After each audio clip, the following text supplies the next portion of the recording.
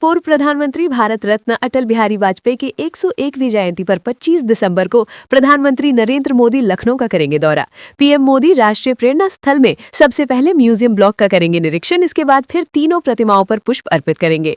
PM Modi पूर्व प्रधानमंत्री अटल बिहारी वाजपेयी जी की 101वीं जयंती पर लखनऊ में राष्ट्रीय प्रेरणा स्थल का करेंगे उद्घाटन। उत्तर प्रदेश में लगातार बढ़ रही है ठंड। संभल में घने कोहरे को लेकर ऑरेंज अलर्ट जारी। मौसम विभाग के अनुसार संभल और उसके आसपास के जनपदों में अगले कुछ दिनों तक घना कोहरा छाया रहेगा। बुधवार को जनपद में घना कोहरा छाया रहा और न्यूनतम तापमान 10.8 डिग्री सेल्सियस दर्ज किया गया। प्रशासन ने आपदा से जुड़ी सभी टीमों को जारी किया अलर्ट और अलाव जलाए जाने का दिया निर्देश। नए साल से सीएनजी और घरेलू पीएनजी उपभोक्ताओं को मिलेगी बड़ी राहत। पेट्रोलियम और प्राकृतिक गैस नियामक बोर्ड ने गैस परिवहन टैरिफ में किया बदलाव, जिसे 1 जनवरी 2026 से देश भर में सीएनजी और पीएनजी सस्ती हो जाएगी। टैरिफ में बदलाव के बाद सीएनजी की कीमत ₹1.25 से ₹2.50 प्रति किलो और पीएनजी 0.90 रुपए से ₹1.80 प्रति यूनिट तक घट सकती है।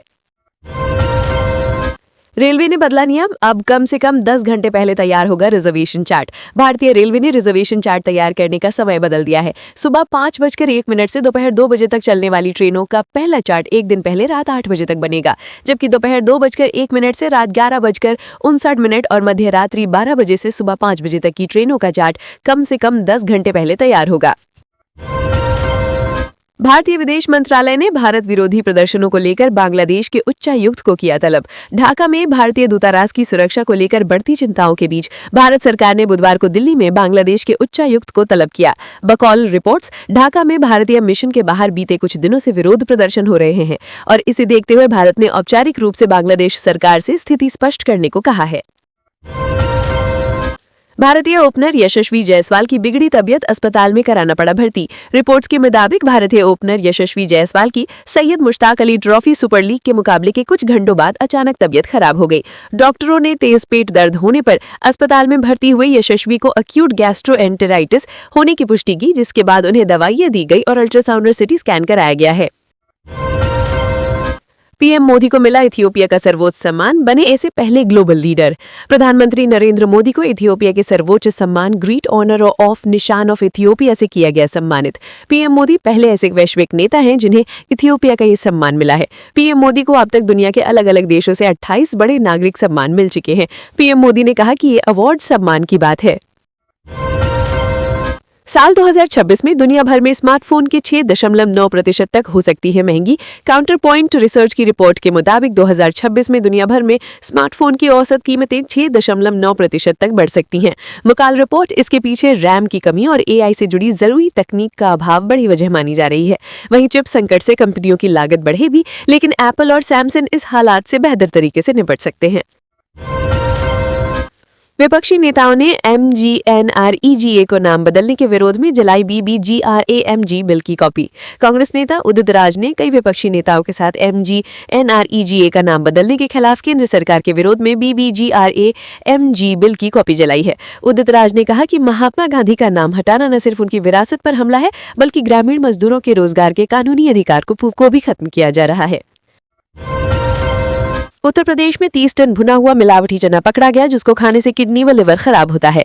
यह घटना यूपी के गोरखपुर का है, जहां खाद्य सुरक्षा विभाग की टीम ने हानिकारक केमिकल से रंगा गया 30 टन भुना हुआ चना पकड़ा है। इसे रंगने के लिए औद्योगिक इकाइयों में कपड़ा व चमड़ा रंगने के लिए प्रयोग किया जाने वाला ऑरामाइन केमिकल का उपयोग किया जा रहा था, जिससे लिवर किडनी खराब होने का खतरा रहता है। जब्त चने की कीमत 18 लाख रुपए से अधिक बताई जा रही है। पाकिस्तान के कुख्यात डॉन शहजाद भट्टी ने एक कार्यक्रम में मुस्लिम महिला डॉक्टर का हिजाब खींचने के लिए बिहार के मुख्यमंत्री नीतीश कुमार को धमकी दी है। भट्टी ने एक वीडियो जारी कर कहा कि नीतीश के पास अब भी समय है कि वो महिला से माफी मांग ले, वरना बाद में कोई ये ना कहे कि चेतावनी नहीं दी गई थी। आपको बता दें कि ये मामला उस वक्त का है जब मुख्यमंत्री नीतीश कुमार छात्रों को नियुक्ति पत्र दे रहे थे, जिसके बाद मुख्यमंत्री नीतीश कुमार ने एक मुस्लिम महिला का हिजाब खींच लिया था। मध्य प्रदेश के सतना जिले के सरकारी अस्पताल में एक बार फिर सामने आई बड़ी लापरवाही।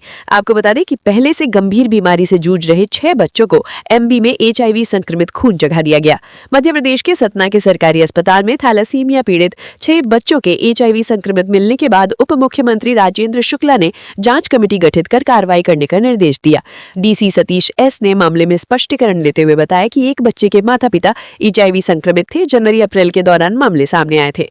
वहीं ब्लड बैंक इंचार्ज के अनुसार संक्रमित सुई या ब्लड ट्रांसफ्यूजन से बच्चों के संक्रमित होने की आशंका है। बिहार में एक बार फिर चालू हुआ पोस्टर वॉर। बिहार बीजेपी ने नेता प्रतिपक्ष तेजस्वी यादव को लापता बताते हुए सोशल मीडिया पर पोस्टर जारी किया और लिखा, Tejashwi Yadav now we failed लापता हैं। बिहार बीजेपी ने कहा कि चुनाव के बाद हार के बाद तेजस्वी किसी बड़े सार्वजनिक कार्यक्रम में नजर नहीं आए। चुनाव से पहले आरजेडी कांग्रेस ने भी पोस्टर और AI वीडियो के जरिए बीजेपी पर हमला किया था। यूपी के शामली में एक शख्स ने पत्नी व 2 नाबालिग बेटियों के हिजाब न पहनने पर गोली मारकर हत्या की। तीनों की हत्या करने के बाद घर में 9 फीट गहरा गड्ढा खोदकर शव दफनाने के आरोप में गिरफ्तार किया गया। पुलिस जांच में आरोपी ने बताया कि पैसों को लेकर झगड़ा होने पर पत्नी बिना बुर्का पहने बच्चों को लेकर मायके चली गई थी, जिससे वो अपनी इज्जत जाने से परेशान था। जिसके बाद उसने पत्नी व दोनों बेटियों को मौत की घाट उतार दिया। यूपी बोर्ड ने 12वीं की प्रैक्टिकल परीक्षा की तारीखों का ऐलान किया। उत्तर प्रदेश माध्यमिक शिक्षा परिषद ने इंटरमीडिएट यानी 12वीं की प्रैक्टिकल परीक्षाओं का शेड्यूल जारी कर दिया है। प्रैक्टिकल परीक्षा 2 चरण में होगी। पहले चरण में परीक्षा 24 जनवरी 2026 से 1 फरवरी 2026 तक 10 मंडलों में होगी। वहीं दूसरे चरण में परीक्षा 2 फरवरी 2026 से 9 फरवरी 2026 तक 8 मंडलों में आयोजित की जाएगी। बिहार में संतान नहीं होने पर महिला की गला दबाकर हत्या, सबूत मिटाने के लिए जलाया शव।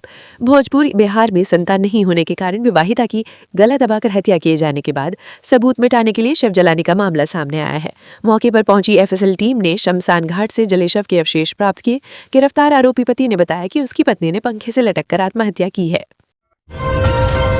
दिल्ली में गुरुवार से सिर्फ BS6 वाहनों को मिलेगा प्रवेश। दिल्ली के पर्यावरण मंत्री मनजिंदर सिंह सिरसा ने मंगलवार को कहा कि बाहरी राज्य से पंजीकरण वाले BS6 से कम के प्राइवेट वाहनों को 18 दिसंबर गुरुवार से राष्ट्रीय राजधानी में प्रवेश नहीं मिलेगा।